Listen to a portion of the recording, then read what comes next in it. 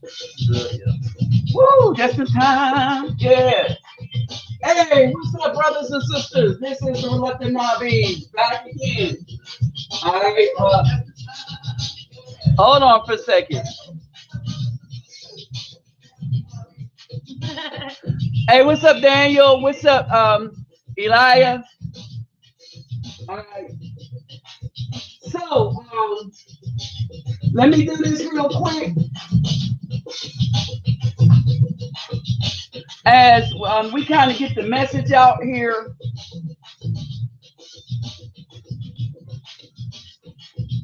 All right, so we back with Cool Breeze.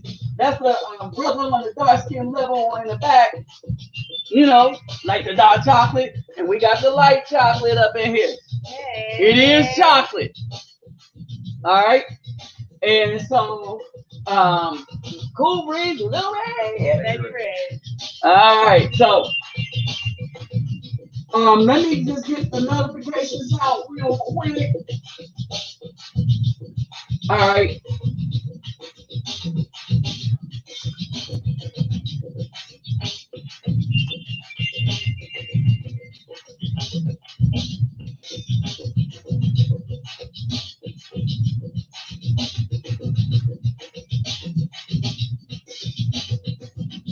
I don't know.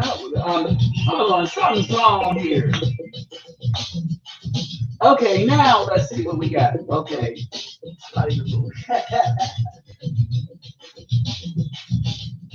All right, now I'm getting these notifications out. Oh, yeah.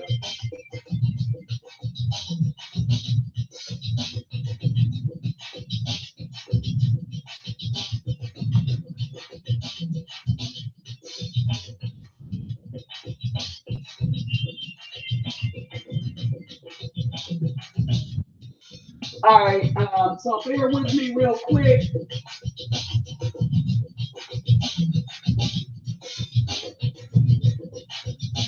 As we kind of upload what's going on, and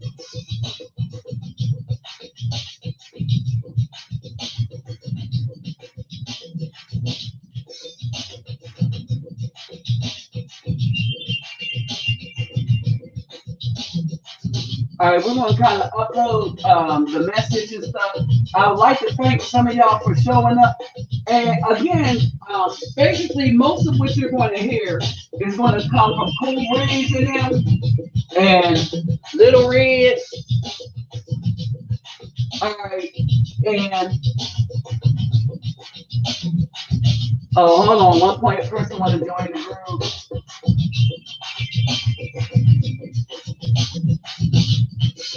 All right, approved.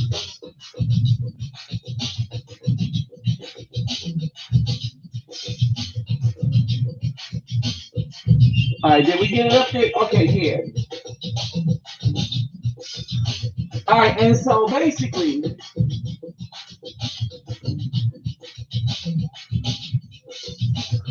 we this is gonna be a heavy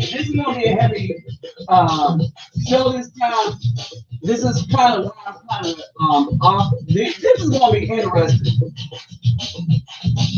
We're talking about what's been going on. Remember, I told you that we need to stop having these family secrets. The things that's doing the most damage to the Afro people are these family secrets. All right, I ain't never been so real about that. All right, it's killing us, and we don't know what somebody is holding in, what they've had to hold in because Mama didn't want nobody to know or whatever. Um, and it's killing our girls as they grow up to be women. It's killing some of the boys as they grow up to be men. All right, all right, and this is just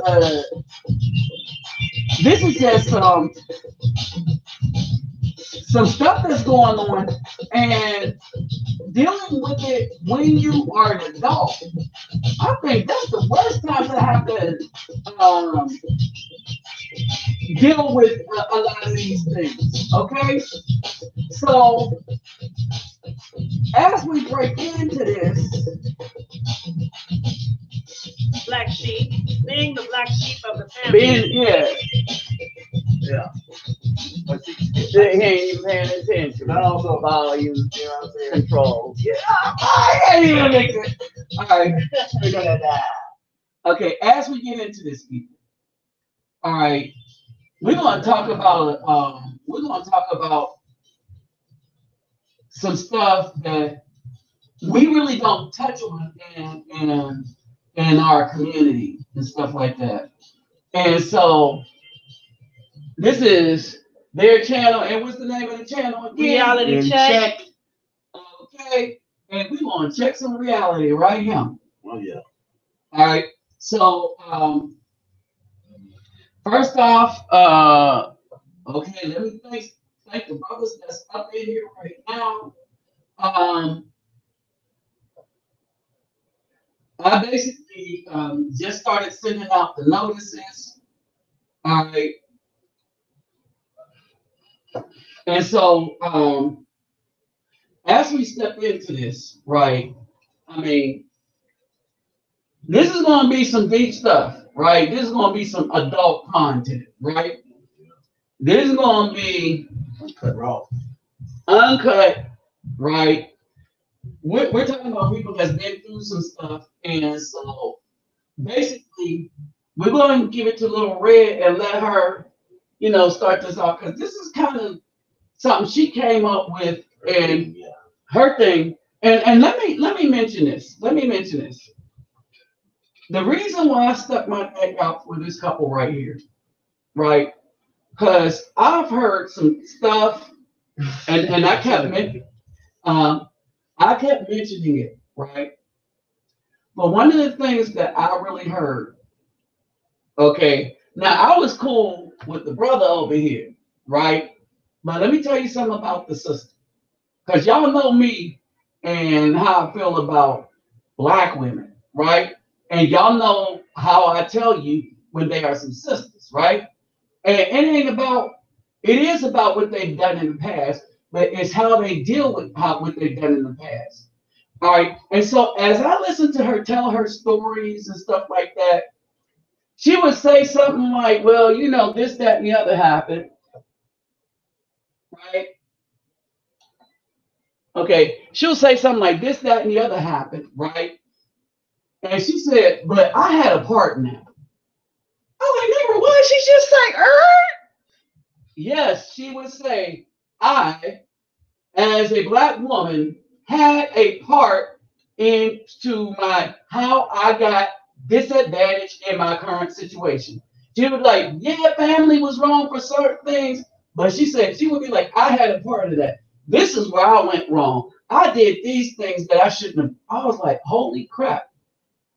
So these are kind of people, you kind of keep close, you kind of stick your neck out for, is because we all had them times, but it's mainly the brothers that admit, okay, yeah, we did some messing, but man, we talking about a sister that's bringing it, right? But then we start talking about some things and some of the ideas and some of the things she went through that we dealt with on my channel. And so we're going to let her give the intro as to why we typed the title. This is her title. Yes. So what's up, sister? Tell us a story.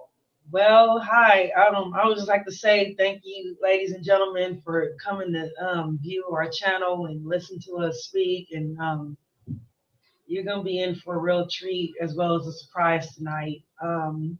Well, where should I begin?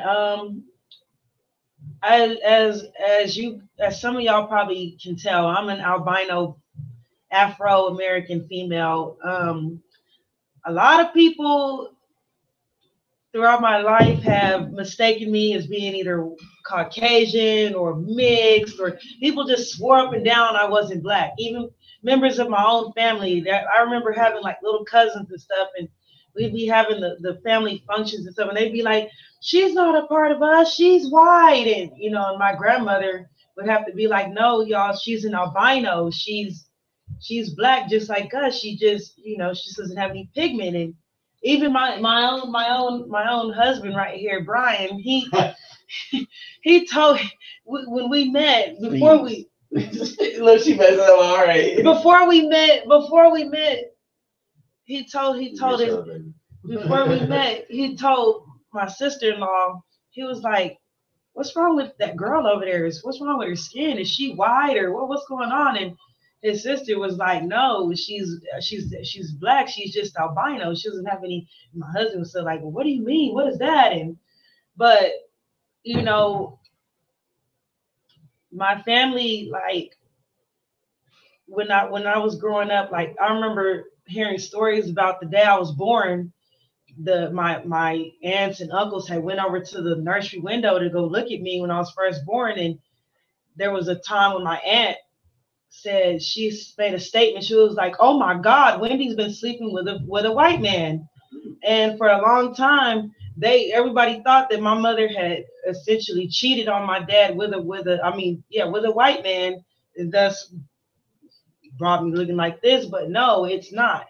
Albinism is not a race, it's not a color, it's not anything. What albinism really is it's a birth defect. It's a birth defect within your genes, the genes that help your body produce the melanin, which is what gives you the color that Afro Americans have. And as you can see, I'm lacking that melanin, so it brought me to come out with albinism. So what was it like growing up with albinism? Hold on.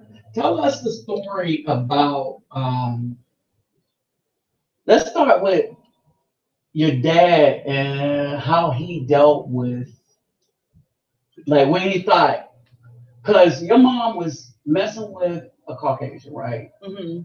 Okay, so she wasn't like messing with She wasn't messing with. Like she was sleeping dating with him or anything. She was dating one, and then so they accused her of supposedly sleeping with this white man, which brought me in, but it wasn't even that didn't happen at all.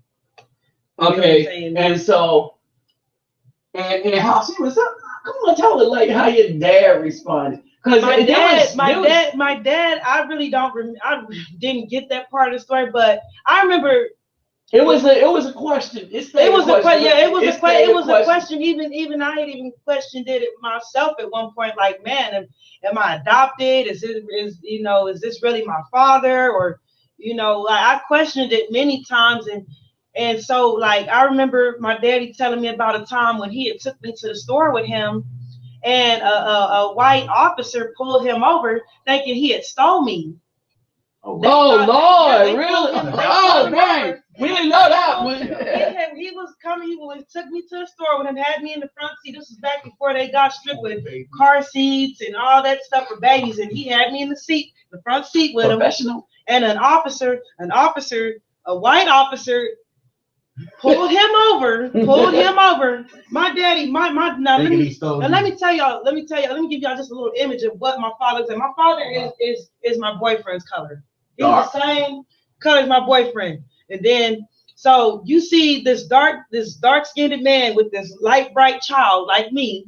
Mm-hmm. And so they just automatically assumed that he had kidnapped me from somewhere. That's some deep stuff right there.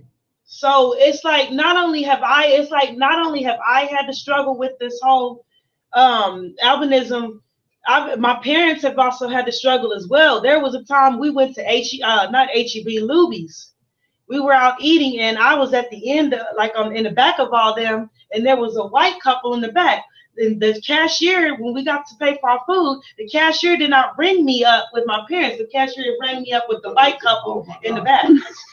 Come on, but let's go back to everything we talk about, like stereotypes, assumptions, like you. But here's the thing, though. And I tell you about stereotypes and assumptions, right? And the problem with assumptions is assumption is based on ignorance and what's the most logical. Yeah. Mm-hmm. Okay, and I keep telling people that stereotypes are actually good for us. Assumptions are actually good for us. But where it becomes bad is when people don't seek enough evidence to no. you make the assumption. You always make the assumption. But after you make the assumption, you seek the evidence to see if that assumption is correct or not. Like, oh, like, if I see her from afar, I can assume she's white is because that's her appearance. Because white is to lack melanin, right? All right, and so I'm looking at her, and so basically that assumption is going to hold true. But what I am going to do, like the curious and every person I am, is as I look forward, I'm like, wait a minute, she kind of look white with black features, right? All right, and then if I would be so bold, then to really get an understanding, I would ask her. All right, now asking her, oh, so are you as they say, biracial or whatever, right? And stuff. Because you look very, I can see you got some of us, and then she'll let us know the story. And as she let us know the story of who she really is, she also educates. Oh no, I'm an albino. I haven't heard of that. What is that? And now I'm educated, right? But it starts with an assumption, and I make the assumption is because she's an anomaly. You understand? Yeah, that was when I first seen her, that's what I thought. My assumption was, oh, she's white. And after she told me she was albino and explained to me what albino was, then I got a further knowing of what it was. So when people come and ask me, hey, I seen you with the white girl, I'm like, no, that's not white, but she's black. Okay, now let me say this. You know? Now, after she explains it, you look at her. Next time you see another albino, you don't assume that is she. The albino is white, because now she does look different from a white person, but she looks different from a black person. Also. So, and most albinos have that kind of appearance with the light hair, and so now you're like, yeah, that's an albino. That's my cat right there. So you know, but she's the one that educated you. Yeah, you see what I'm saying? So we learn from assumptions. If we follow through, so they are needed. They are needed, but assumptions is like this: you follow through when you have to see if your assumption is correct, and that's what we don't do. We never do the second part of assuming. We assume something and never follow through to see if our assumption is correct. Right. You see what I'm saying? Assumptions are good. You need them to ask your mind the question. When they tell you not to assume anything, no, assume everything that makes sense, but follow through with gathering evidence to see if your assumption is correct. It might be correct, it might be wrong. But if it's wrong, you'll learn. You will have learned something new. The way it goes, it's a learning thing. Right. But so what happened after that? They stopped your dad. I don't remember. But they did stop your dad. Yeah, they did stop him, but obviously things worked out because nobody was arrested, nobody was taken or anything. It was just it was really it turned out to be a misunderstanding. And let's just put it like this: people end up having to go way out of their way to prove, you know what I'm saying? In the end, it worked out. Yeah. But the struggles didn't stop there. Like I remember, being in school, it's like, I grew up in a real small, town, Varandas Pass, Texas, and that's known as like a kind of a racist kind of town. Okay. And so it's like when I would go to school as a little girl, I remember I would try to play with the black kids, and I couldn't play with the black kids because they thought I was white. So try to go play with the white kids, and the white kids didn't want to play with me because I was black. And so ultimately, it's like I kept getting tossed around from group to group, and then finally I learned that I got along with the Mexicans. I like the Mexicans like me. It's like I found sort of a median, like they're not too dark and they're not too bright. So I felt at home with them, and growing up, that's just the preferred group that I fit in. Well, I was the only child for 7 years in within my family. So it's like you know, not only do I have this problem with, you know, with my skin, but also I have an eye condition that comes with it. And so that was another big issue with, you know, with the getting made fun of and having struggles seeing my classwork and stuff. And then I remember one of the things that my parents have always inserted in me is independence. And it's basically they taught me do not ever just wait around for someone to do something for you or help, or don't ever just be helpless. You can't see something, find a way to see it. You know, or, you know, find a way to get it done. There is a way to get it done. My parents have always inserted independence. My parents have always asserted the confidence, self-confidence, because like I said, I did deal with bullying a lot.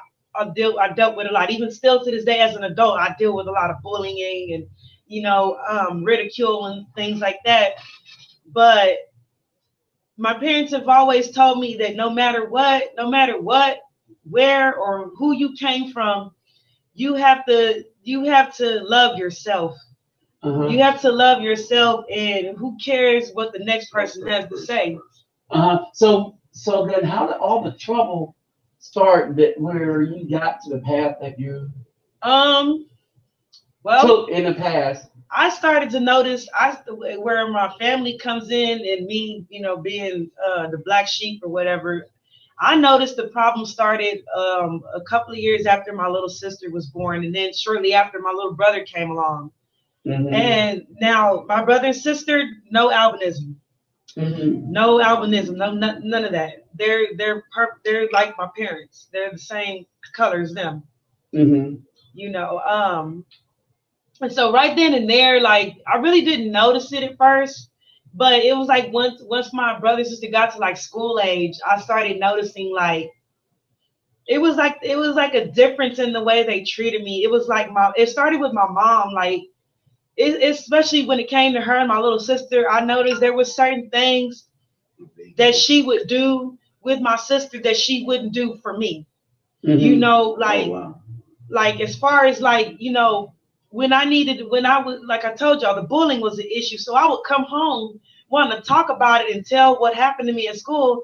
And it's like, it would just get, you know, okay, you need to ignore them and don't worry about them. And yeah, I was brushed up on the rug.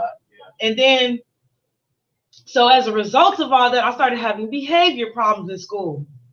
I started getting kicked out of school, going to alternative school. So that's when I started noticing things with my dad. And it's like my brother and sister could get in trouble for the same exact thing I got in trouble for. But if they didn't get what I got, I got punished. I guess I got punished severely. You know, even if they did the same thing I just got through doing, they're not going to get what I got. Over something you have no control of. Well, here's the thing. Do you think that your dad in the back of his head, all right, because at the time nobody really still understood what was going on, right? No, all right, so we talk about people that at the time didn't understand albinoism, did not understand what was going on. Do you think that your dad was really in the back of his head thinking, I don't care what that woman say, that white dude, this, that, and the other. And we didn't have DNA back then like we do now, right? Yeah. Like DNA would have just solved that, you know. I'm going Maury. I mean, my father now, he can be a bit hard-headed, but I believe that my dad was thinking reasonable, you know what I mean? Like, he probably, because my dad, he's not just this ignorant, unreasonable person. I'm pretty sure that he probably took a minute to be like, you know what? I know my wife, and I know my wife didn't do what these people are accusing her of doing. This has, I mean, and then another thing I know my daddy knew to look for was these here birthmarks on my shoulders. Everybody on my daddy's side of the family has these birthmarks, these dimples. They're called dimples. Okay, gotcha. Everybody, so I'm pretty sure he knew to look for this, and then that right there gave you the answer. Okay, but the fact of the matter is no DNA and stuff like that. So So then you grow up, and then what happened? Then I grow up, and of course, like I was saying, with the behavior problems, I started having the behavior problems in school. And there was an incident one night where and I was helping my daddy fix a cabinet drawer, and the hammer slipped and actually hit my hand. Well, I got mad, and the next day I went to school and I said my dad hit me with a hammer. So they called the school called CPS. A couple of days later, CPS worker comes out and she's investigating and asking questions and stuff. And so she's like, "Well, so is the child adopted? Are y'all?" She says, "Are y'all regretting? Are y'all starting to regret the adoption?" Oh wow! Yeah, like. And my parents are looking like, no, like this, no, like she's not adopted. We're not, no. Now, Kim, my mother. I remember my mother had said something today. She's like, "Well, look, I know Farrah can be a handful, but it's not even like that. She was an accident." And I even had told the lady, no, I just was angry, because I told the lady straight up I was angry because I didn't want to help my dad. And when the hammer slipped, I just took that as an excuse to get him in trouble, because you know what I'm saying. Wow. But they went in there assuming, and you know what I'm saying. And so the result of that was the investigation. They seen I wasn't adopted. Nobody was regretting anything, and it was just a simple accident. That's it. So and a child going to California because she couldn't get away. That's all it was. So what caused you? Okay, what caused you to do that? Do you think it was more like you were trying to kind of getting back at the way they were treating you, or something that he had done when you were coming up? Yeah. And that was like a result of I was very jealous of my brother and sister, and you know what, I'll even admit to this day I kind of still am. Really, my little sister, because they don't have the albino. They're not albinos. They're normal. They're normal Afro-American people. You know what I'm saying? And it's like I feel like my parents, they treated me different just because wasn't the same color as my brother and sister. And when I say treated me different, like I said, when I would do something and even if they did the same thing, they really wouldn't get in trouble, but I would get all these ridiculous punishments. Did you ever think of it like this at the time? But now hindsight 2020, that you probably got in the most trouble because you were the oldest. Mm-hmm. I believe that too, and I'm supposed to be the example, this role model, and stuff like that. Yeah, they used it pretty much like you were cursed or something. Yeah. And then I was because truth be told, it affected you. Being albino really affected you. And I'm gonna say this. Right. I don't know what it is, right? But you ain't ugly, right? Right. But a lot of times we try to make people that don't have that kind of really look good. We try to make, but different, look good, and we try to make them feel ugly. In order to make ourselves feel better. Because I know you probably caught some hell from them women. Yeah. Okay. And I'm gonna tell you straight up. Even as we become friends, right? One of the jealous people, we know that there was some comments and stuff like that. Mm-hmm. And trust me, I don't know what it is about Black women that they can't see people being kind to other Black women, and the first thing they want to do is cut it to ribbons. They want to, and that's what bashing is, right? That's the definition of bashing. A woman is just coming from another woman. It's like women cannot stand to see another woman be on top or have anything. It's like that's another thing I've always dealt with in life, is like any little thing that I show signs of coming up and being something, it was Somebody somebody is always trying to smash it. Oh It's always that's not just really something that I deal with. That's what everybody deals with at some point. But it was like, you know, even if it was like a pair of good glasses, like a female got mad or somebody got mad. Them glasses too big for your head. You shouldn't even be wearing them. But you know, just like stuff that. What is it? Yeah, like what got to do with it? Yeah, like but that's what we use. Things like that. We use things like that. The most insignificant thing, just to try to, you know, like you said, make yourself feel good about something. And I'm not lying, because we deal with this today. Like people, some of my friends be like, "Why you choose to be with a white girl?" I'm telling you that, man, but they really have lost like some kind of form of respect for me just because I'm with her, you know. But you know what? These are Negroes that ain't gonna respect me. I'm just saying. Yeah, come on, we already know which time. I'm still the same person. It's just I'm with someone. And I'm gonna clue y'all in on something. All right, you with her. And you beat them to the punch, and that's probably all that. You know how we hate. Why you with the white woman? You know, I'm gonna shame you. He gonna have a problem with. All right, he both. Hey, sister, you're a sister now, right? Hey, you know, don't you let me kick those digits. You know what I mean? Some of my friends have even asked me, like, you know, why you with that white girl? And I know it's because they probably wish they would have. Because they try to push you away. As soon as you get pushed away, here they come up like right behind. Man, I had a friend like that did so. Man, you know, man, that girl and stuff always always in my back trying to that's like you stuff to try to make you turn against your woman. That's like a couple of days ago. I was, you know, somewhere where, you know, me and Cool Breeze hang out at normally with family and stuff, where his own family goes. And you know, this guy, he comes up and he's just all in my face. Ooh, that ring sure is pretty. You sure? I mean, just all in my face, like literally, I can smell his breath in him. Hey, you know, ooh, you sure are pretty. And I said, thank you. My husband feels the same way. Mind you, these are people. Everybody that was there is somebody that is in a part of my husband's family. Us, you know what I mean? And they know, you know what I'm saying? They come on now. You had to. Come on, all right.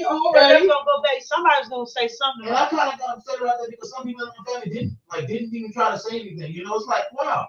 You know, this is my woman. When you see a man approach her like that, even though I understand she can handle herself, it's just the point, your principle. You know what I mean? You're my family. You know what's going on. You should have even said, "Hey, back off my daughter-in-law." You know what I mean?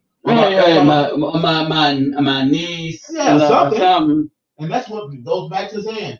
I don't know what is wrong with this generation, but we're just. I don't know. We really don't have to tear each other down. It's like to build each other up. It's like back then, you know, in the 40s and the 50s. It's like family was everything. No matter what, there was nothing you couldn't do to disrupt that or cause it to break. You know what I'm saying? It's like, you know, you do something against the family, whatever, you can move past it unless it was just something real bad. But you know, most of like what I was doing when I was a teenager, you know, running away, rebelling and stuff like that, most of that stuff, that's forgivable. And families will be like, you know what, that's the mistake you made in the past, move on from it, forgive. You know, but the families nowadays, you do something like that and they want to, you know, kick y'all out, have y'all on the streets, let somebody beat you up and all this other stuff. You know, like I don't know. It's like family. It's like family. It's like family love went out the window 20 some odd years ago, or even 30 some odd years ago, because when you see, that's what I love about my husband, my in-laws, my husband's family.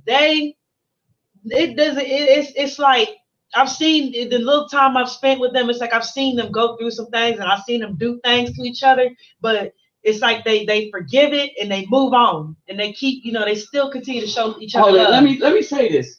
Understand this, y'all. You notice how she said, "Hey, what's up, Eric Eldon?"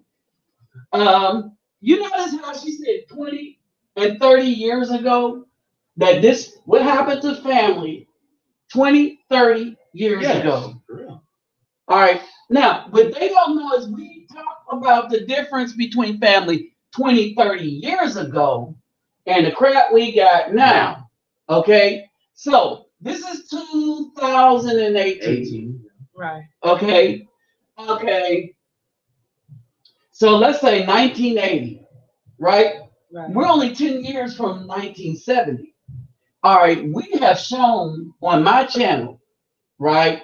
Reluctant Nabi Neo, that the change happened on a serious level from 70 to 73. It went from 69, that's when they no fault divorce, to 70. Uh, um, the Black Panther women keep training the white women to protest, and then they use it to protest all men, to including the Afro men that were actually dying on behalf of the Black women. All right, assassinated. I mean, again, we mentioned Medgar Evers assassinated. We mentioned uh, uh, Martin Luther King assassinated. Malcolm X assassinated. Fred Hampton assassinated. All right. We look at all the dudes that tried to stand up for the children and the women. They were assassinated. We look at the Black women now that want to forget that history and say, no Black men ain't ever did nothing for us. They forget Black Wall Street, where we rivaled Caucasians in education, home ownership, and businesses all the way up to 1950. Even during Greenwich Street, when the white people, the Black Wall Street that was in Tulsa, Oklahoma, when the white people went and start killing people by shooting them in their backs and dropping bombs on that street from the sky. All right, and people like, yeah, look at what white people did to Black Wall Street. They killed Black Wall Street.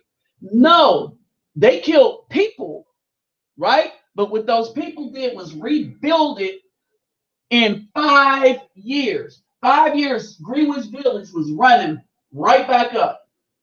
Let me tell you what killed it: integration. All right, we know this now. That was the worst thing that happened to us, where we sought to be like the white people, act like the white people, and stuff like that, right? And it's one thing to have a house, but we don't have to start acting as treacherous as they are towards their young. Yes. You see what I'm saying?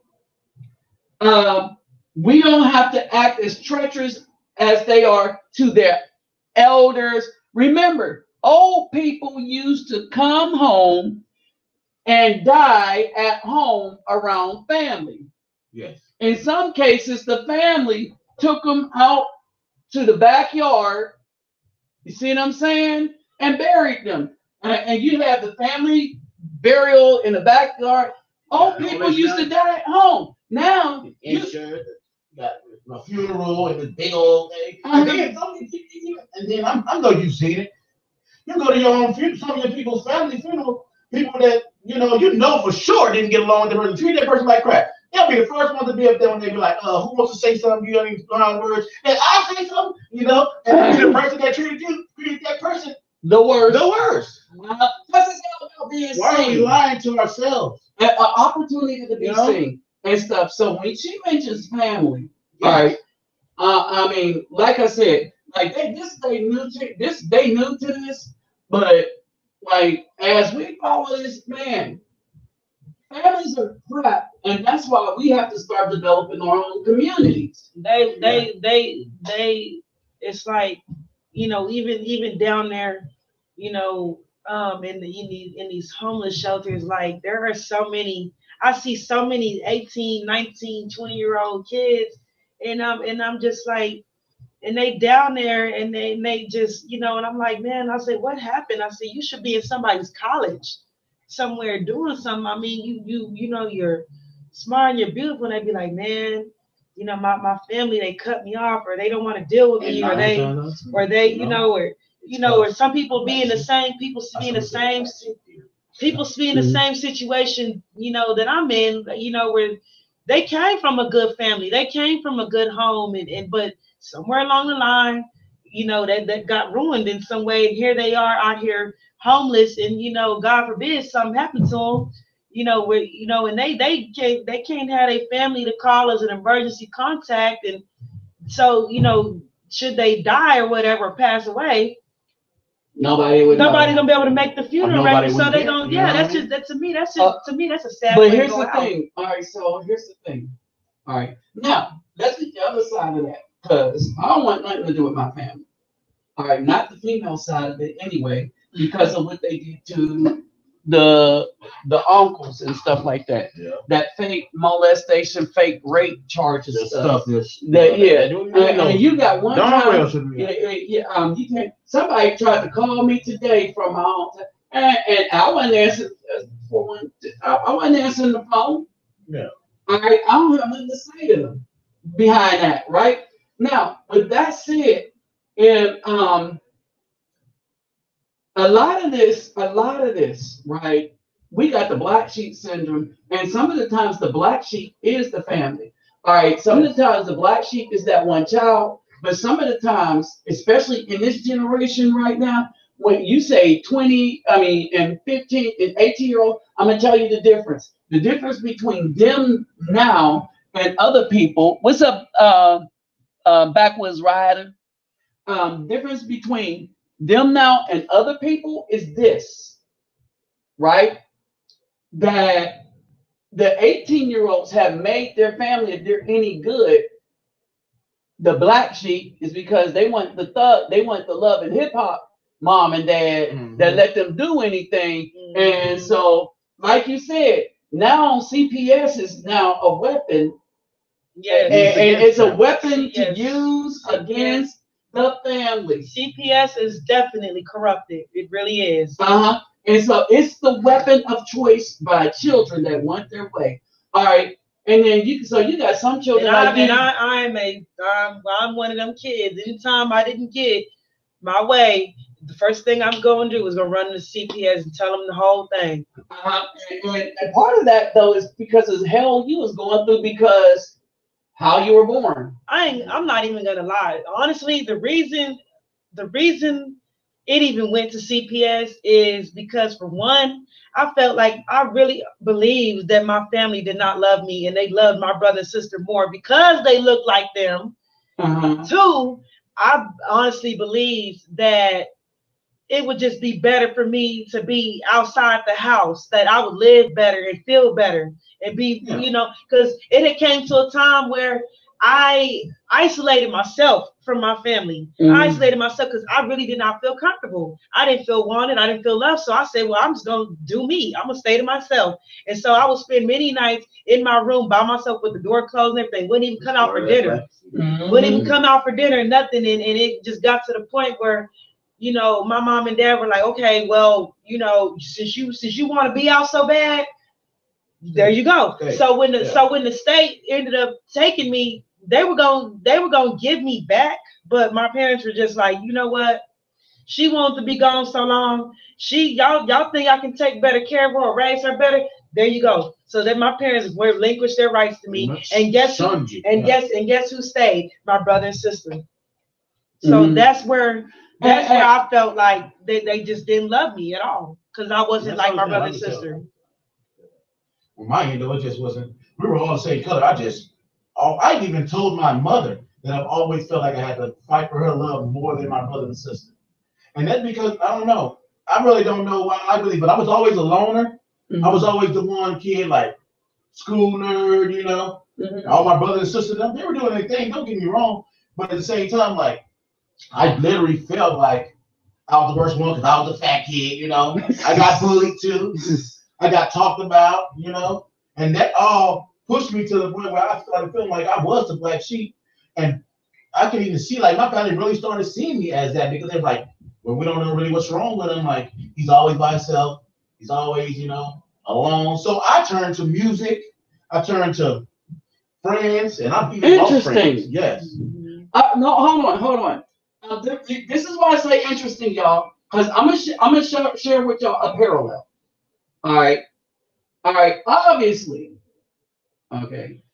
All right. All right. Yeah. Obviously, right. When we look into this, right. But obviously, with me, oh man, I get that light up there behind the bookshelf. All right. as I say this, obviously, I knew that I was the black sheep of my family, right? Yeah. All right. Now, let me say something. I was such the black sheep that my mom even told me she hated me. She's like, son, you the one child I hated. Oh wow. Okay. And I remember that. I remember where I was living. I remember the name of the street. I remember the address. I remember the day. I remember how the door was open and everything. So I remember that, right? I'm gonna show you something based on something he just said, right? And so at the time I was getting the crap beat out of me by my mom with switches braided up and stuff like that. I stayed running away.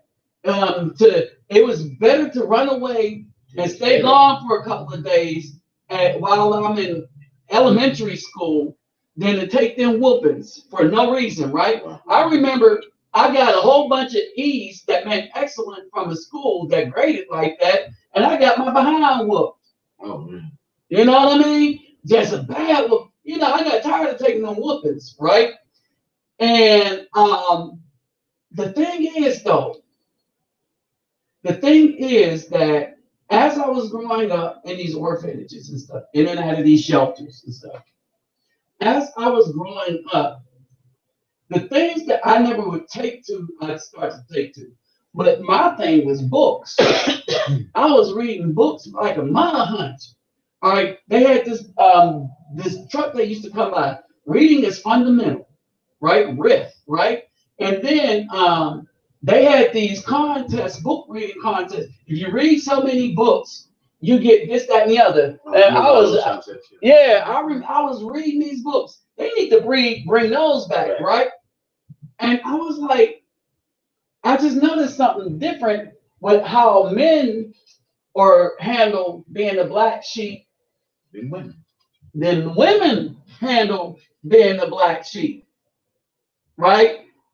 I couldn't call CPS. I didn't know what a CPS was, but somebody called them. Mm-hmm. I guess they got tired of me trying to escape those whippings, right? But so I got into books about science. This started me on that path to religion, right? I read about everything. Deities, gods, Greek mythology, Norwegian mythology, Roman mythology. I read everything about mythology. I read stuff about the witches, the Wiccans, and all of that stuff. All right. And so it's why people can't tell me crap now. When these pastors come, well, I'm Dr. Pastor, Reverend, and stuff like that. Man, get that BS out of here. You start throwing degrees at me, I now know that you know what I know. And so now I just now straight out call you a liar and call you out like that. But I do notice how that in this day and age, right? There's a difference, but in this day and age, a lot of the black sheeps of the family end up being the ones that make something. All right, they end up they're the ones that end up having the ability to change their outlook on stuff. One, maybe it's because they don't have nothing to lose. All right, or two, they learn to be adaptable, right? But I know that it's just really crazy for a woman. Like for dudes, we like, all right, whatever, it's whatever, right? After I'm gonna just be a football player, you know what I mean? I'm gonna be a musician. Me, well, they always said I was gonna be a scientist, professor, or something like that. And they said I was going to be a reverend and a preacher and all. Everything that turned out to be, somebody had said I was so. So some of them old ladies was looking at me and said, "There's something special about you, boy. You gonna be a reverend or something like that." And in some weird way, I was with the scientists. I was a lab tech. All right, they saw the degrees. They saw the religion, the pastor, the assistant pastor kind of stuff, the minister and stuff. And I started to see, but what they didn't see that I was only looking for truth, right? And so once I saw BS, you know, I called BS out. But I noticed this. We just really didn't see it. There's a difference between like with the black sheep stuff due to a female versus a male. Because primarily females are supposed to be with the family until they find a man. Males are like we were meant to be. We were meant to be solo. We can adapt. I guess you could say we can adapt better. Yeah, because we didn't have mama holding us down because she didn't like us, right? Yeah. And so people like, so you had mama problems. Hell yeah, I did. I'm telling you, I grew up in the orphanage. That means mama problems. Oh, some woman wants to hurt you. If women didn't hurt half the dudes that's on making YouTube videos about women proving how evil they are, if they were really, really nice, there wouldn't be no YouTube channels. So yes, yes, women have hurt people. We tired of hurting people. That's why we making videos. Yeah. We trying to warn the brothers. We trying to warn the sisters to beware of the black women and their minions. You see what I'm saying? It's not minions. And that just goes for evil, period. You know? Yeah, we don't evil people. Right. And so, but when we're talking about this black sheep thing, and obviously people, it's like a difference that everybody could pick out when they see. The way I ended up dealing with this whole black sheep issue was like when I was 18, I learned about what it is to be adopted by a street family. No, I'm not talking about joining a gang or anything like that. I'm talking about where you'll have somebody that is in a similar or same situation as you, related. And they'll adopt you and say, hey, you're gonna be my play daughter, you're gonna be my play son, or you're gonna be my play brother. It's like a street family. I call it my street family. I have my biological family, then I have my street family, and that's what I've done to deal with it and cope with it over the years. Is I've adopted a street family, or they've adopted me, and it's like I said, it's nothing illegal. It's nothing having to do with gang banging or anything like that.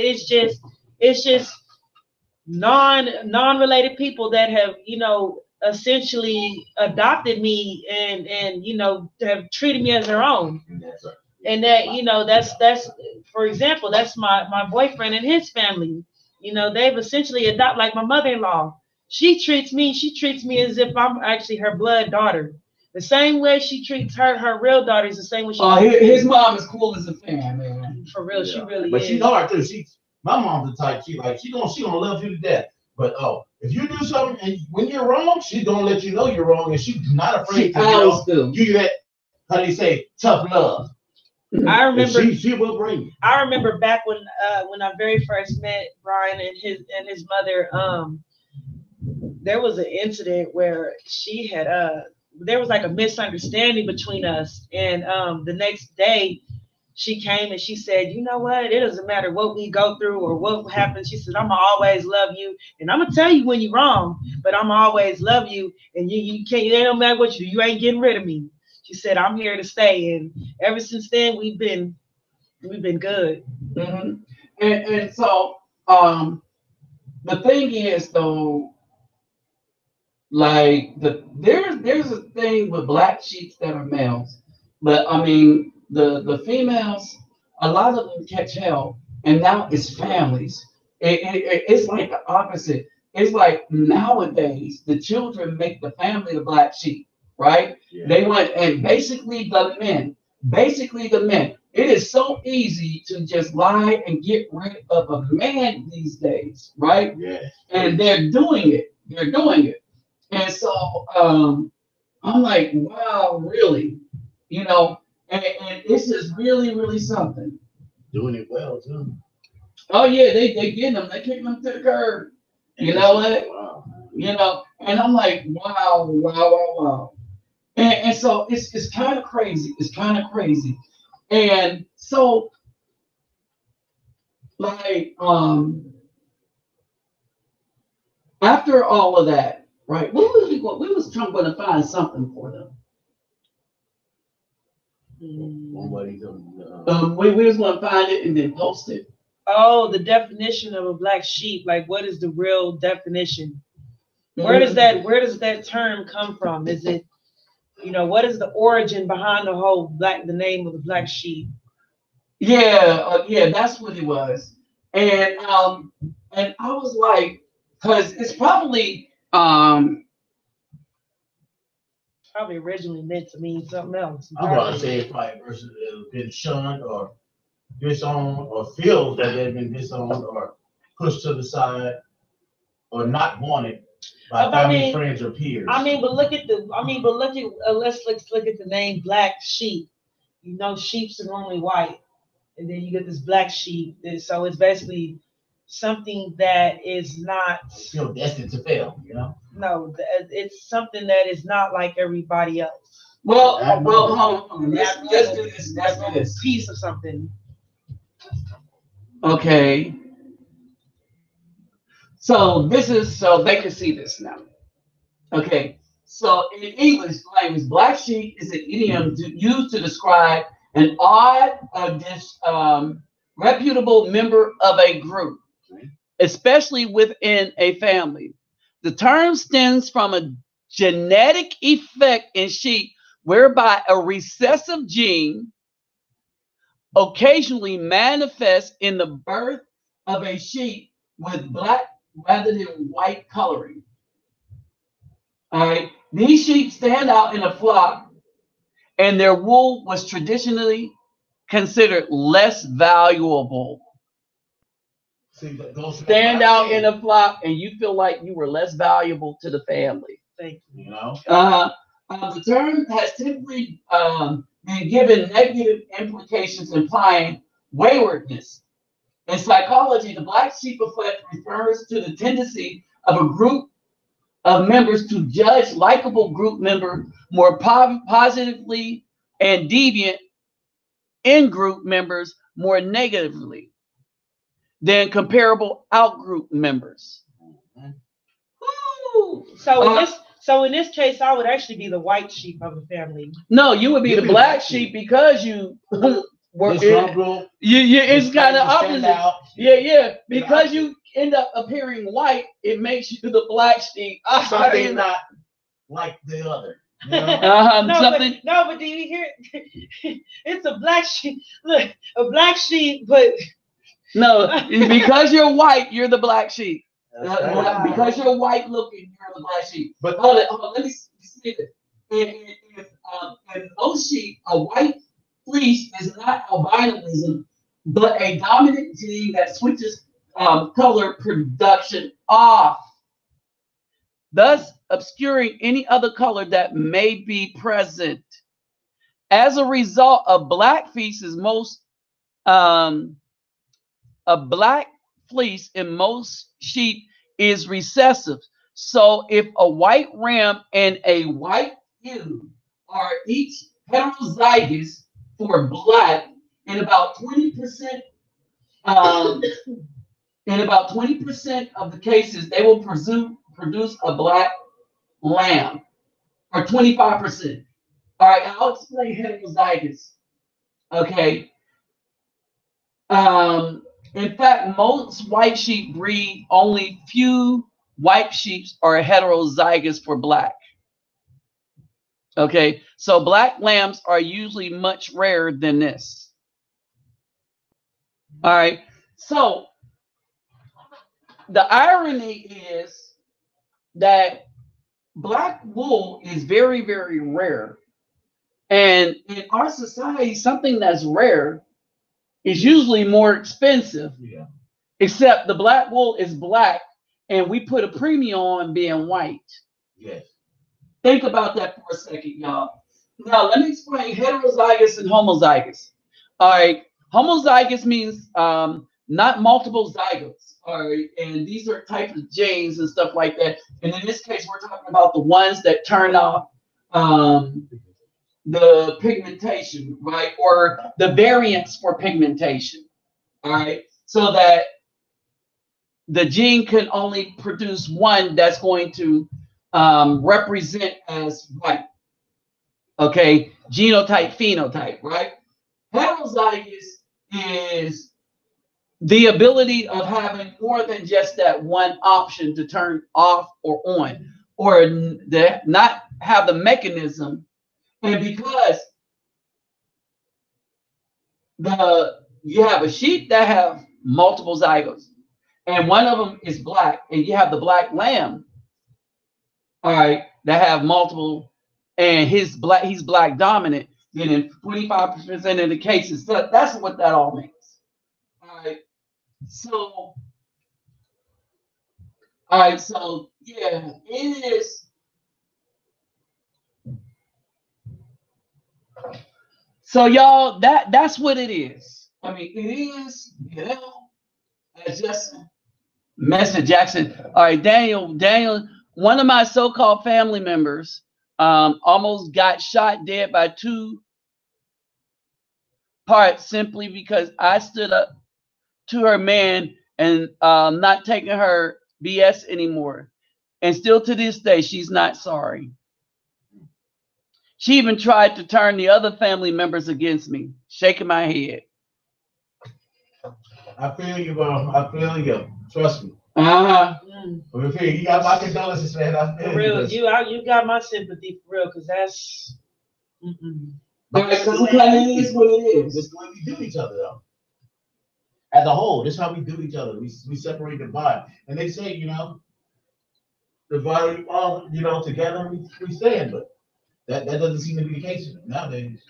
That went out the window long time ago. It's like it don't matter. Like you can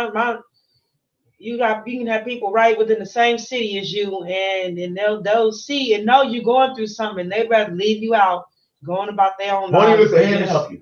Won't even call and at least say, "Hey, you all right? You need anything?" or nothing. Probably, but they're quick to judge you, put you down though. Oh, hey, yeah. Well, remember when you did this 10 years ago? And you did, come on, man. 10 years ago, really? I don't even remember what you're talking about. It's time to really do a reality check. Yes.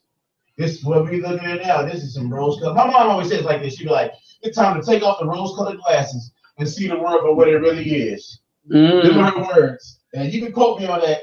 I guarantee it. Well, and that's kind of an old saying, right? Yeah. And so basically, and we don't know how many black sheeps we got. No. Running around that, especially those that follow my channel and stuff. And basically, our society has made being good the black sheep. Yep. Think about it. Remember, it's a thug society. It's a thug love and stuff like that. We popularize the crap we see on, we see on BET and stuff like that. Love and hip hop. And like when whatchamacallit said, "Oh, my boyfriend raps," and I was like, I said, "Don't nobody want to hear that." And what I mean by that is she might want to hear it because she'll hear anything he say, but don't nobody want to pay for it to hear it. It's not helpful to the community. No, it's not talented either. Are you? Yeah, you tell me somebody. You tell me somebody got talent and it's slowed down and it's talking about the same stuff that the next 500 dudes talking about. But we was talking today, all right, and I was telling him, I keep trying to tell us as Afro people, this is the direction we could go because it has an immediate payoff. We need to get back to our original talents and stop letting these clowns and stuff try to tell us, no, it's in hip hop. It ain't. We need to stop trying to please these women with garbage, all right, and start making our paper. Because dude was singing right here and people was paying him the same. And I'm not no record deal or nothing like that. I'm not even looking for it. I'm just, I was just doing something I like to do. Karaoke. The whole time I was doing karaoke, and I was homeless the whole time. I wasn't living in no family house. Nothing. It was a couple. They came in. They wanted to just, they wanted somebody to sing to them. After the little karaoke thing closed down, I sang to my girl. I made $150, and I fed me and 2 other homeless people. Right. One I didn't even know. Right, and so basically, I keep telling people we need to get back to our stuff, right? We have let people talk us out of a lot of our potential by trying to keep us to do things the white way, and the white way has not been paying enough. it has not been paying off. It works for white people. It don't work for it's meant for us. white people. Yeah, it don't work for us. I was telling them, we was having this discussion, right? I was saying, do you know, like especially people that's really trying to do something with their money and wonder where all their money is, that smoke and make it get high. And I said, do you know how much money they are spending, say per month, right? How much money they spend per month on cigarettes and like cigarettes, 5, what, 6, 7. And if you go, most of like people smoke Newports. Oh like yeah, $7, $7, $8. $8. Yeah. Hey, that's the black cigarette right there. Yeah. The Pulse. Newport It used to be cool. Newport be cool. They still smoking cools. Okay. All right. So they need the Pulse though. That's what they used to call. Well, hey man, you got any Pulse? You got some Pulse? All right. So basically, you're talking about $7 a day, right? And some people a week. But do you know, man, if you could save that money and put it away and stuff like that, but you know who making a mint? White people. When you buy weed, at the end of the day, all drugs, the person that's making the money at the top, white people. Mm-hmm. Who stays in the drug like stupor? The black people doing the drugs. Who ain't making a dime from it? The black people. Right? It's like drug is another like form of slavery. Yeah, it is. It's because it's taking your money. Slavery. Now, we could not call it that if we was the one owning the dispensaries, right? Yeah. But you notice, like in Colorado, they put up all these dispensaries, right? Where you can go up there and legally go in, black or white, and you know, buy cannabis, right? You can't go up there, black or white, and own a dispensary that sells cannabis. You must be white. Now, they don't tell you must be white, but the rules, they figured out how to set rules in place in such a way that the only people that could do it is white people that already have a deal of money. One, because the banks won't now allow you to hold the money in a bank account, right? So you have to have some place to put the money that you earn, right? So you can't, now you can eventually take it to a bank, right? But you can't like do credit cards or anything like that, right? The other thing is a lot of the other laws are prohibitively written against black people owning any of these dispensaries. And the states, interestingly enough, that were able to approve these laws are states that barely have a black population in it. Colorado, Really? Oregon. Really? Come on. Washington. Yeah, Washington State. Okay, you ain't going to see those dispensaries in Maryland. San Antonio. You know, you might see it in San Antonio, but not Houston. You know? You ain't going to see them in Dallas. You ain't going to see them anywhere in California. Because if you're trying to get away from the the black people, you want to run into the Mexicans, and they don't like them as much either, right? So you ain't going to see them anywhere, right? Yeah. So anytime, if you got to think about it, it's good to like, you know, have some fun, but we don't have disposable income like that, because even with us, we're not giving it to ourselves, to people that put stuff in events and stuff and do things back into our own community. All this stuff is traveling outside of our community. Right. Everything travels outside of our community. And that's so crazy. We're the ones that bring it in. And look, well, we think we are. That's what they made us think. But we don't have a helicopter, an airplane, or a chemical factory to convert all that stuff into things. Mm-hmm. That's true. All right, y'all think about that, right? And so, and now we up here black sheeping and downing our own family members. All right, but then again, we don't have much of a family either, because we done kicked the man to the curb a long time ago. And rarely do you find females that are raising. Most children are being raised without fathers. And so the message that's been taught to us since the 70s is the father or the man is insignificant, because the political system has set it up to make it female powered in order to destroy thought. They make a woman. They make a woman think that she can do it without a man. She can raise a child without a man. But as I've learned, that is not possible. It's not. You got to have. Especially, I have two boys, and I believe I need a male figure in their life, a positive male figure in their life. I really don't believe I could raise my boys by themselves and really teach them what some things a man just has to be there to teach his son. There's just I can teach my boys most things, but there's just some things that you need a man for, you know. Mm-hmm. And that's vice versa. That's vice versa. Just like men, like we can't teach. We can have daughters. And don't get me wrong, you can try to raise your kids by yourself, but at the end of the day, if you're a single father and you're raising daughters, it's you're the same going thing. to need a woman's point of view. Some things you just can't teach them. And then it even hurts me most. It saddens me because we're teaching our children the stuff that we were taught, but it's wrong. You know? Mm-hmm. So you teach them how to define their husband or wife, tell them it's okay, you know? Mm-hmm. When actuality it's really not. Yeah, and so we just got some issues. You know, we have some real issues. All right, and like I said, it's all about grouping together. Find those of us that are like-minded.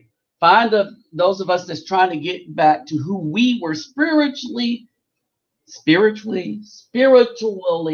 Yeah. There we go. Yeah, thank you. Supposed to be, right? We need to, like the Haitians did to defeat the French. The first thing we need to do is kick the Caucasian Christian religion to the curb. Well, I'm not saying don't help people. Based on, I help people. I don't care what they are, religion. But in my house, we're following the commandments. Yeah, that's what I believe. You just need to. You know what I mean? We understand. Reteach. We need to reteach your own thinking. Yep. And to try to at least follow the true and original commandments, because that's the only way we're going to make a better community. Be better for and stuff. And we need to stop restricting each other with religious BS. All right. And the thing is, right? I was telling them what I saw and why I decided to hang or with these people or why we hanging and stuff like that. But of all the people, I said, this is the problem I have with this person. This is the problem I have with this person. And I don't know these people like really, really a long time, but there were things that they were doing that let me know. Tell them about that. Tell them about that. What made you, Okay. What brought us together? Okay, so we up there. And basically what brought us together was the music thing. You know what? No. The C. Hey, go get the drum seat, the red one. Yeah. All right, we're gonna give you the woman seat. You know. Hold on, y'all. We paused for station. Well, let me just make my point as he go gets the other stool. All right. So yeah, just the red one, because we can spin that up. Okay. Yeah, I didn't screw it up. Yeah, it's two parts to it. All right. And so basically, as we sitting up there, right now, there was one sister, like I was like, oh yeah, she kind of look kind of. Look. There you go. All right. Yes, thank you. So there was one sister. She was up there. Yes. She was kind of looking kind of nice. She was kind of looking kind of nice and stuff like that. And I was like, okay, yeah, it was a problem. It was somebody that I drove places, but it was places that I was going to go and stuff. But here's the problem. All right, they start bragging about a lot of things that they were doing, and it turned out to be not as good as what they were bragging about, right? False advertising. False advertising, right? But and I explained to him, but do you understand what was going on? The person was letting me know that I want to use you for change or whatever I can get out of you, but oh, no way in hell am I interested in you. Because I got these other men that I got clamoring all over me, which they're not, right? But I got some other men, and one gave me this, that, and the other, and it wasn't up to snuff. And I was like, okay, so this woman is fake, and I knew that right off the top, right? And then the ones that weren't fake were just downright me. And I was like, but remember we talked about repentive women, all right? Because the dudes, we repent. I mean, we hash it out. There was a funny thing in the car. She said, "Oh yeah, y'all, man, y'all could talk. Y'all need to talk." I was like, "Negress, we've been doing that because that's what men do." Yeah. You know, she came up like she had this idea, and I was like, "That's what we do, right?" But I was like, to have a woman that admit that she effed up a lot of things in life and she trying to repent from it. I said, that's the start. That's the kind of females that we need in the community, right? The ones that understand the difference between right and wrong, good and bad, good and evil, right? That's what refers to my mother, because that's how she is. She's the type, she understands that, and she has repented and said that, yeah, it was my fault. Some things happened in my life. When you can do it, and then that's just in general, when you can do that as a person, be held yourself accountable, it creates a whole new outlook of life. Just for the little time we've been spending together, I've learned so many new things about me that's going to help me with me and her relationship, me as a son, a father, and just a general person or Afro man. You know what I mean? So that's why I'm so grateful for this. And our goal is to just enlighten the young youth and some old ones. Because that's one thing that someone always told me. Just because your age is older doesn't mean you are. Right. And I was telling people, oh, I'm old, I ain't gonna change my ways. Then you're not old, you're stupid. Yeah. All right? Because life is a learning process all the way up until it's time to go. I know some 19, 20-year-olds that act growner than some 50, 40-year-old people, like, shoot, your age is nothing but a number. It's what's up here that matters. And that's what's going to look for the future. If you know you're getting up in age and you have children, nieces, nephews, and stuff, you should want to treat them right. Right? I'm saying you should want to treat them right, but do we do it? No. Because we're so stuck in it. We don't want to change ourselves. That's what the whole topic is. You don't want to change yourself. So being a black sheep is not always a bad thing. Sometimes the result of being a black sheep will make you successful. I believe being a black sheep has made me more stronger. But hold on, yeah, but it's different. It is different for a female than it is for a man. Yes, it's really effed up to be a black sheep female. Yes. All right. For men, we were like, all right, we'll take it with a grain of salt. All right, bet. All right, cool. Yeah. Right. All right. But for women, I think that to have that feeling is just it hurts. It hurts. I'm not gonna lie. It hurts, and I wish that things were different. But at the same time, I'm glad things are the way they are because look at where you are now. Yeah, it's like it's made me more stronger. It's made me like I believe that if you were to put my little sister where I live at right now, I really don't think she would be able to handle it. I really don't because it's pretty rough. But beautiful sister. Oh wow! Thank you. Like, yeah, I know. Ernest Clark. I know, baby. No. But but like it's real. To me being a black sheep, it's hard, but it's also easy at the same time because I feel like this. Had I grown up or finished my childhood with my parents and stuff, and been allowed to be around the family and live in their house and do this and do that or another, I don't really to be out in the world on my own. I don't think I could have did it. I really don't. And to grow up and live the way I've lived over the past 10 years, I believe that growing up like this has made me more of a stronger and more resilient person and better equipped to handle the things that go on in the world. Yeah, there's some days I wish I could call my mother and talk to her about whatever issue I'm having. There's some days I wish I could have my daddy to protect me from the big scary, you know what I'm saying, things that go on in this world. I wish I could have that, but at the same token, I'm glad I don't have that because I don't have to be one of these people that every little thing, "Oh, I'm just gonna go run into mommy and daddy. Mommy and daddy gonna make it all better." No, I'm glad I don't say that because that means what am I doing? What am I doing? I'm not. What am I showing my children? And look at so much more you gain. You know. Well, here's the thing: you did lose something from not having the advantage of doing it, but and what it did was you. Some people just keep getting beat down, and you keep trying to fight back, right? And so that's the difference, right? And then if you look at it, all of the decisions that you made, like they weren't the best decision. I mean, come on, you're learning on the curve, you know, you're learning on the you're learning on the move, right? So you didn't make the best decisions, but the thing that stuck with you is she's able to navigate things because she's like, okay, this was effed up that I did. This was right that I did. I have yet.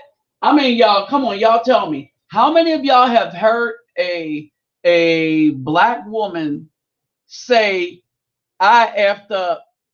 I mean, to people, this is what that. Oh, let me tell you what happened. This, that, and it happened. But a lot of this is my fault, right? Some of it is the other person's fault, but a lot of this is my fault. You don't hear that, and I think that's why she makes it. It's not like, it's like I just have had to learn over the years that I need to hold myself accountable sometimes. Like, it's okay to say you're wrong. It's okay to admit that you messed up. It's all right. You know what I'm saying? You're not gonna get some kind of cool points taken off because you say I'm wrong. It's all right. Just say, man, I messed up.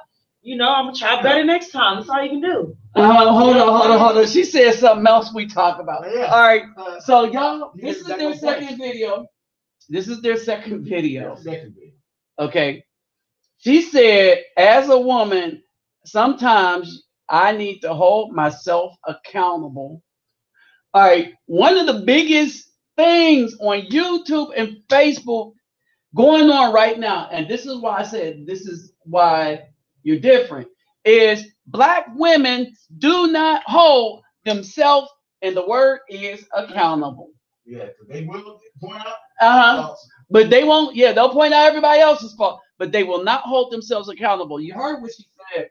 She said, "I had to hold myself accountable." You got to do that, period.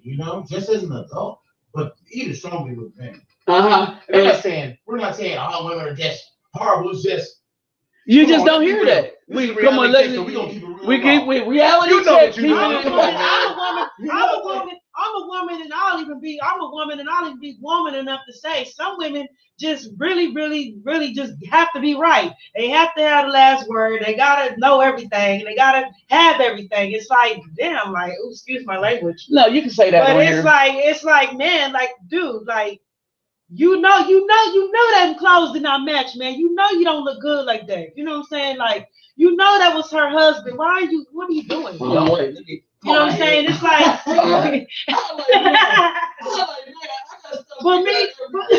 but me as a female, that's why I don't have a lot of female friends. That's why I don't have a lot of friends, period. Because I'm gonna tell you when something ain't right. I'm gonna tell you when you're wrong. I'm gonna tell you when you look crazy. I'm gonna tell you if you got a boogie hanging out your nose. I'm gonna tell you straight up. You know what I'm saying? That's a thing. But ultimately, all we're saying is, come on, man. It's time to really do a reality check. And when we say reality check, I mean, you need to on them nights when you have some quiet time before you go to bed. That's your time to do sort of a self inventory and take a look back. You don't even got to be as far back as your life. Just take a look back at the day and how your day went and what you did that day, and what you could have did better, and how you gonna try again tomorrow. That's all. You know what I'm saying? That's what a reality check is. It's taking a look at yourself and what you did and did not do. That's all it is. And Michael Jackson made a song about it, man, in the mirror. And it's millions and millions of people that love that song, but they don't hear it other than word. All right, everybody gonna break out in song. But, all right, No, so just being on a real serious. That's all it is. Just, you know, we gotta hold ourselves accountable as human beings. Yep, that's no matter what color you are, but especially in the Afro community. Because I don't know, man. I see more division than, you know. All right, so y'all, so we gonna kind of close it out. All right, and we're gonna thank y'all for stopping by. All right, and so this is their chance. Thank you. Thank you. This is their chance. Go ahead. Go ahead. Do. All right, so this is the reluctant Nabi. Cool breeze. Baby Red. All right, and we out, y'all. This is a reality check. And we'll holler at y'all the next time, okay? Yeah. Because they got a lot to say. And the next time we're going to talk about the system and basically how they want to keep you down if you're down already. You know what he means, too. You hear that a lot.